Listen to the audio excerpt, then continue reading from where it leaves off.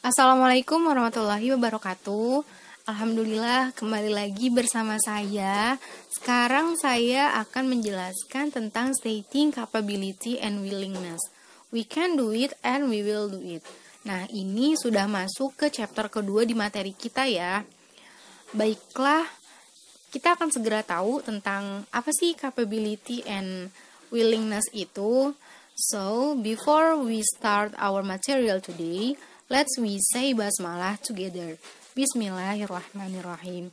Semoga kita semua selalu diberikan kemudahan dalam menerima pelajaran ya, meskipun hanya melalui media online atau video seperti ini.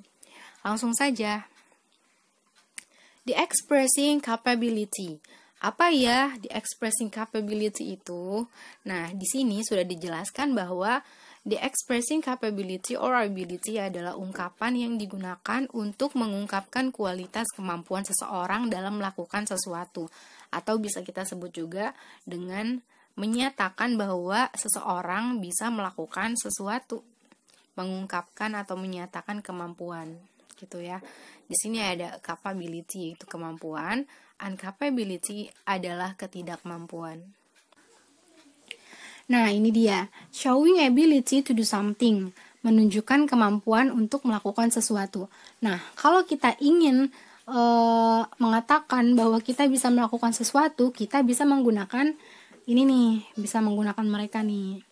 Ada I can, I could, I can do it, I'm able to, I was able to. Dan yang terakhir, I feel sure I'm able to. Nah, ini artinya saya bisa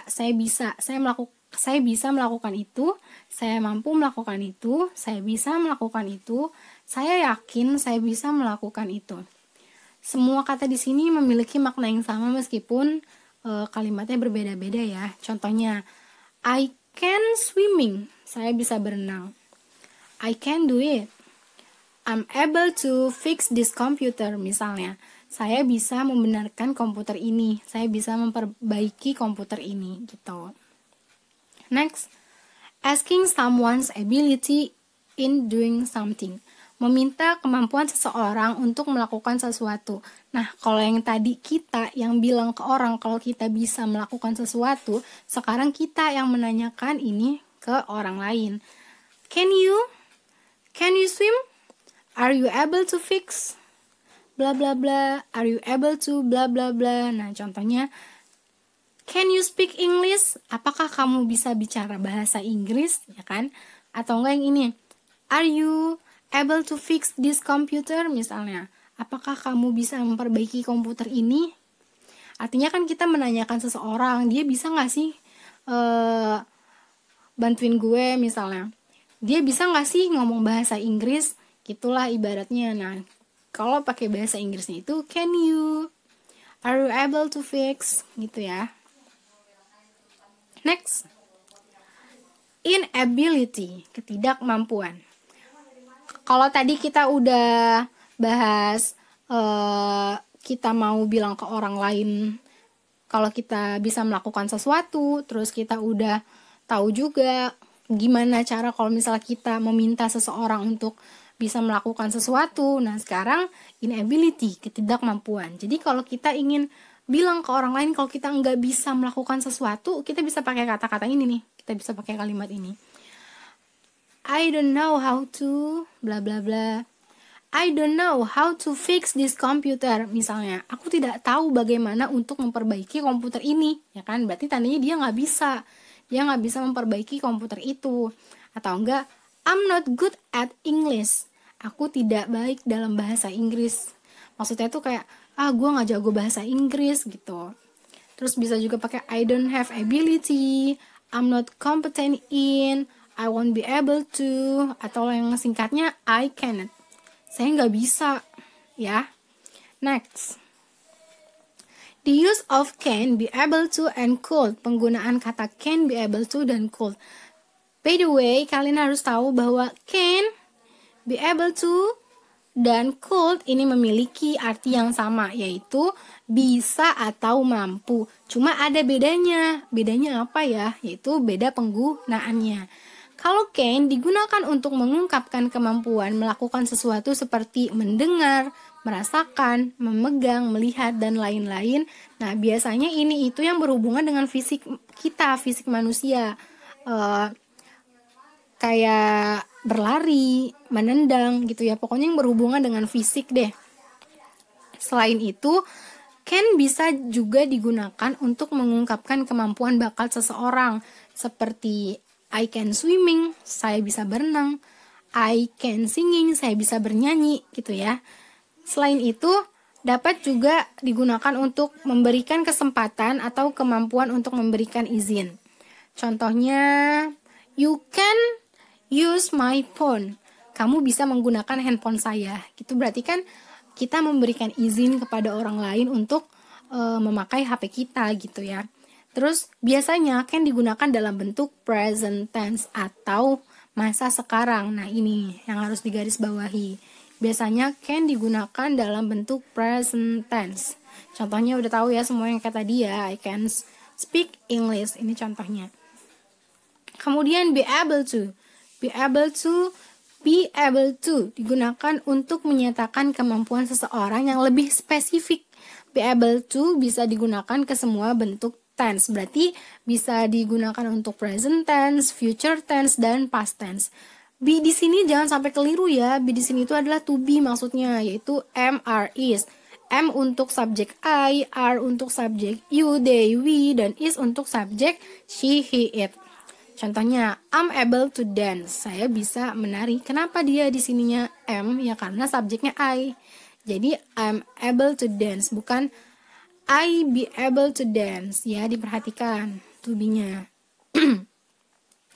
Kemudian could. Could digunakan untuk mengungkapkan kemampuan pada masa lampau. Artinya sama loh. Could dan can be able to itu artinya sama. Cuma perlu kalian ketahui bahwa could ini adalah verb kedua. Ya, could ini adalah verb kedua dari can.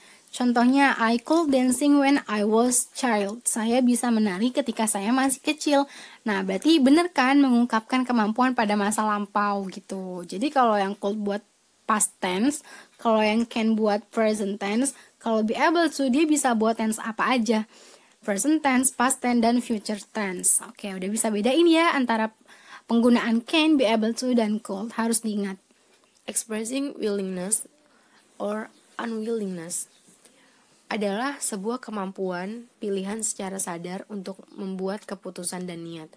Biasanya kita akan membuat kalimatnya menggunakan will atau will not dalam pembuatan kalimat atau ungkapannya gitu. The expressing willingness dapat kita ungkapkan dengan menggunakan to be plus going to dan will. Apa nih? To be plus going to dan will. Mari kita bahas. Nah, kita bahas dulu yang will. Will ini digunakan untuk menyatakan rencana yang tidak ada hubungannya dengan masa lampau. Will dapat digunakan antara lain untuk menyatakan keputusan secara cepat. Misalnya, the phone is ringing, I will go get it. Teleponnya berdering, aku akan mengangkatnya. Nah, ketika kita mendengar teleponnya berdering, otomatis kita akan langsung mengangkat teleponnya kan. Nah, itulah tindakan spontan, bisa juga disebut dengan tindakan spontan. Nah, itu menyatakan keputusan secara cepat gitu. Saya akan menutup pintunya, I will close the door. Nah, ya udah deh, ketika kita bicara I will close the door, ya kita tutup pintunya saat itu juga gitu loh. Next, untuk membuat penawaran, janji, atau ancaman. Misalnya, my mom promised me she will buy me a new phone. Mama saya berjanji akan membelikan saya HP baru. Nah, janji. Akannya di sini nih. Akan membelikan HP baru. Akan, ya. Janji. Kemudian untuk menyatakan prediksi berdasarkan opini. Opini apa sih opini? Opini itu pendapat kita, pendapat seseorang ya. I think it will rain today. Sepertinya hari ini akan hujan. Nah, itu kan prediksi kan, sebuah prediksi. Kita menebak bahwa hari ini akan turun hujan nih. Will. gitu. Jadi will adalah digunakan untuk masa sekarang, nggak ada hubungannya sama masa lampau. Will juga bisa digunakan untuk future tense, masa yang akan datang gitu ya. Next, be going to. Seperti be able to, be-nya di sini to be ya, to be, am, is, are. Digunakan untuk menyatakan masa depan yang berkaitan dengan masa lalu. Misalnya seperti menyatakan keputusan yang sudah dibuat sebelumnya, kayak kalian udah ngerencanain sesuatu nih, udah lama ngerencanain sesuatunya, terus melaksanakannya itu nanti gitu. Kalian bisa ngomongnya kayak gini. Contohnya, the Saputra family are going to take a vacation to Europe this holiday. Keluarga Saputra akan berlibur ke Eropa di musim liburan ini. Nah, berarti kan ini dia ngomongnya bisa kemarin, bisa liburan sebelumnya gitu ya kan. Jadi dapat digunakan untuk menyatakan keputusan yang sudah dibuat sebelumnya. Kemudian, be going to juga dapat digunakan untuk menyatakan prediksi yang berdasarkan fakta atau data.